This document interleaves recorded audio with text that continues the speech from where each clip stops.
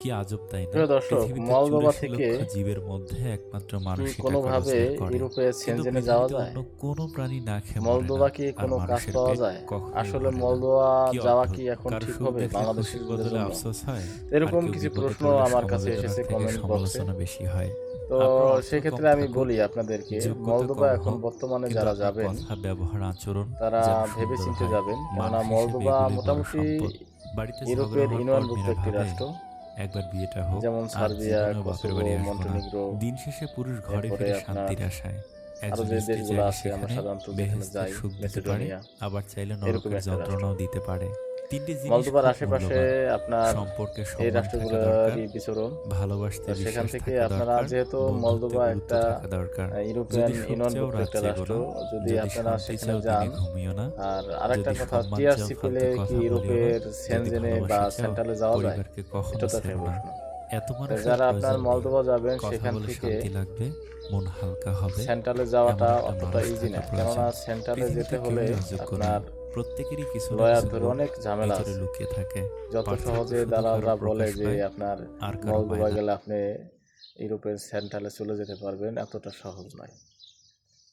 তাই বলবো, আর টিএসসি দিয়ে সাধারণত কি হয়, টিআরসি আপনি যদি মলদোবার একটা টিআরসি পান, তাহলে আপনারা, যেহেতু ইউরোপিয়ান ইউনিয়নভুক্ত একটি দেশ, আপনি মলদোবা থেকে যখন বর্ডার ক্রস করবেন তখন আপনাকে পাসপোর্টে একটা সিল দেবে আসার জন্য, আবার যাওয়ার জন্য একটা সিল দেবে। তো আপনারা ইজিলি যেতে পারবেন, যেমন সার্বিয়া যেতে পারবেন, কসোভো যেতে পারবেন, মেসোডোনিয়া যেতে পারবেন ঘোরার জন্য ট্যুরিস্টে। কোনো ভিসা লাগবে না, শুধু আপনার ইমিগ্রেশন যখন ক্রস করবেন তখন আর কি গাড়ির মধ্যে পুলিশ উঠে আপনাদেরকে বা ওখান থেকে যে যে যে বর্ডার যে সিস্টেম, মানে পাসপোর্টে শুধু সিল লাগিয়ে দিবে, তাহলেই হবে।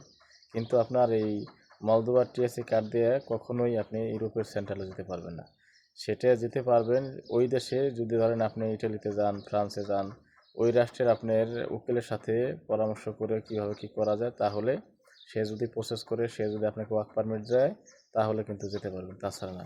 এখন আবার প্রশ্ন হলো যে আপনি কিভাবে আবার এই উকিল পাবেন? উকিল সাধারণত বিভিন্ন ওয়েবসাইটে পেতে পারেন, আর ওই দেশে যদি আপনার লোক থাকে, তার মাধ্যমে আপনার এই ধরনের কাজ করিয়ে নিতে পারবেন। তাই বর্তমানে আপনার বাংলাদেশ থেকে 20% লোক অলরেডি মলদোবা চলে গেছে, সেখান থেকে ইউরোপে সেন্ট্রালে যাওয়ার জন্য তারা হুমড়ি হয়ে বা মানে যাওয়ার জন্য খুব চেষ্টা করবে, স্বাভাবিক। অনেকে চেষ্টা করছে, অনেকে সাকসেস হয়েছেও।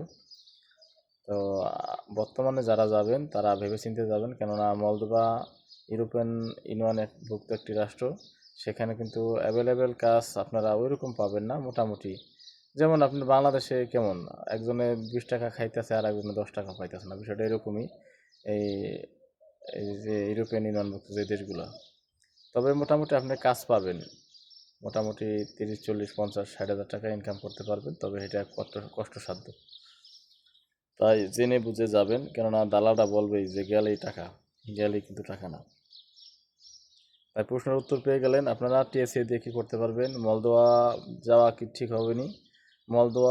মলদোবা যাওয়াটা ঠিক হবে, তবে টুডে অ্যান্ড টুমোরো আপনার সেখান থেকে মুভ করতে পারবেন, সময় লাগবে।